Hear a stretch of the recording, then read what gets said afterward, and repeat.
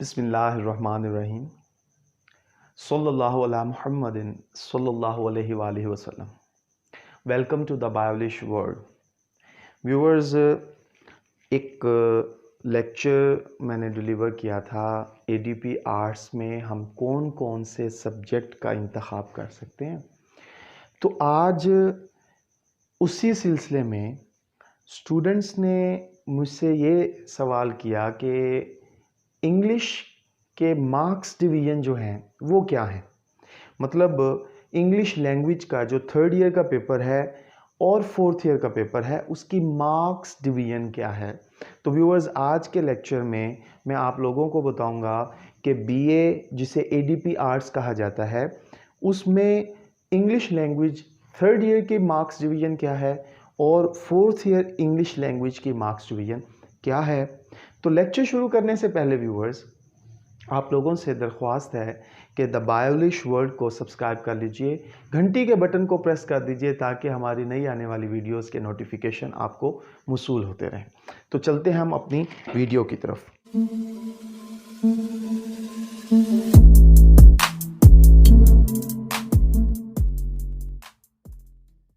तो viewers, ADP arts,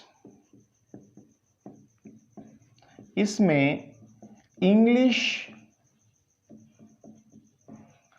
language ये compulsory subject है जो थर्ड ईयर में भी आता है और फोर्थ ईयर में भी आता है। अच्छा व्यूअर्स, अब क्या होता है जी, थर्ड ईयर में भी ये 100 मार्क्स का है और फोर्थ ईयर में भी ये व्यूअर्स 100 मार्क्स का है। अब हमने इसकी डिवीजन देखनी है कि थर्ड ईयर में ये किस तरह पेपर में आता है और फोर्थ ईयर में ये किस तरह पेपर में आता है। तो सबसे पहले व्यूअर्स हम ये देखेंगे कि जो इंग्लिश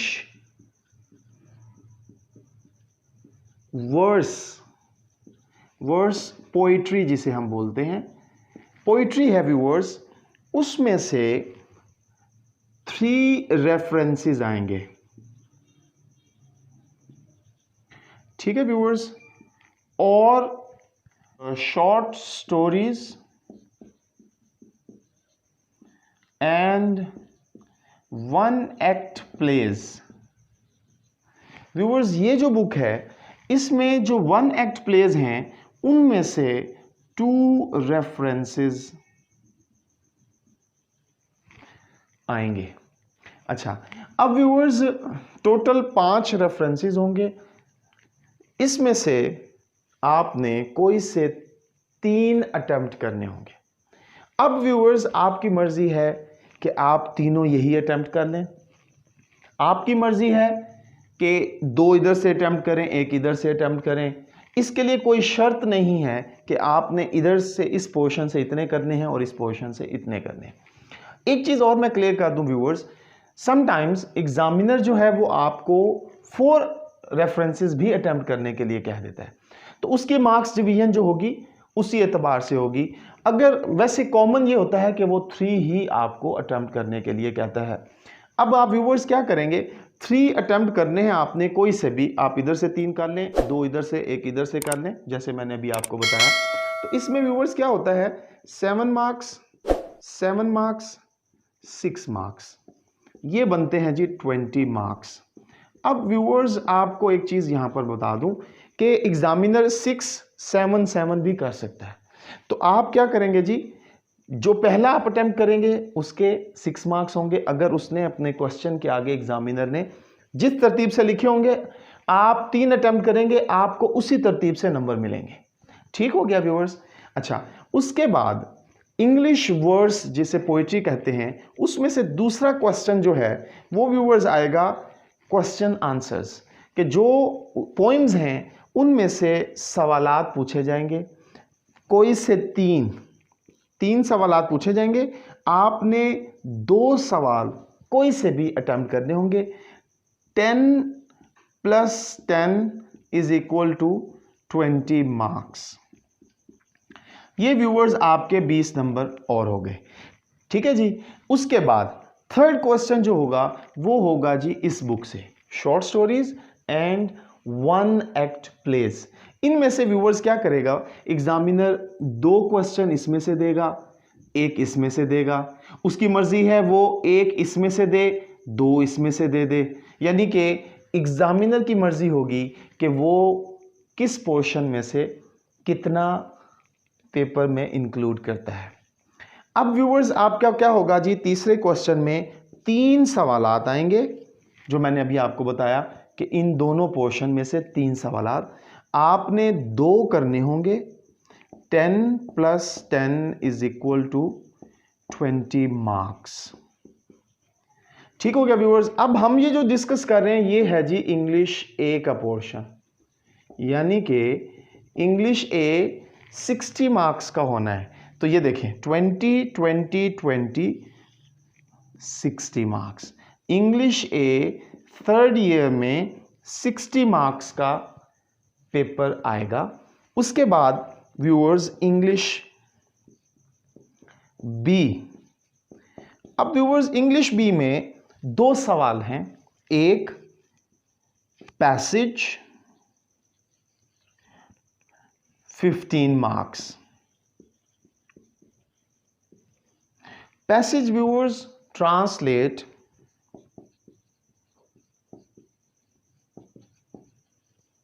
इनटू इंग्लिश। उर्दू का एक पैसेज होगा, आपने व्यूअर्स उसे ट्रांसलेट इनटू इंग्लिश करना होता है। उसमें व्यूअर्स चॉइस होती है और वो क्या है व्यूअर्स, डायलॉग। आप डायलॉग कर लें या पैसेज कर लें। तो ये 15 मार्क्स का है। उसके बाद दूसरा क्वेश्चन जो है व्यूअर्स वो है प्रेसिज। प्रेसी राइटिंग जो है उसके ऊपर क्वेश्चन आता है और व्यूअर्स ये है जी 25 मार्क्स का। अब 40 मार्क्स बनते हैं टोटल। अब English B 40 marks, English A 60 marks, total हो गए 100 मार्क्स। ठीक है जी। ये है जी marks division third year English language compulsory जो है हमारे उस सब्जेक्ट की। अब हम मूव करेंगे फोर्थ ईयर की तरफ। अच्छा व्यूअर्स, फोर्थ ईयर में आप देखें, आपने थर्ड ईयर में देखा कि इंग्लिश ए 60 मार्क्स का था, तो इंग्लिश ए में से 40 मार्क्स बचे वो फोर्थ ईयर में, और आपने देखा कि इंग्लिश बी 40 मार्क्स का है, तो 60 मार्क्स बाकी रिमेनिंग है वो फोर्थ ईयर को मिलते हैं। यानी कि थर्ड ईयर में 60 मार्क्स का ए है तो फोर्थ ईयर में 40 मार्क्स का ए है। थर्ड ईयर में इंग्लिश बी 40 मार्क्स का है, फोर्थ ईयर में इंग्लिश बी 60 मार्क्स का है। तो सबसे पहले हम देखेंगे जी इंग्लिश ए। इंग्लिश ए में व्यूअर्स मॉडर्न प्रोज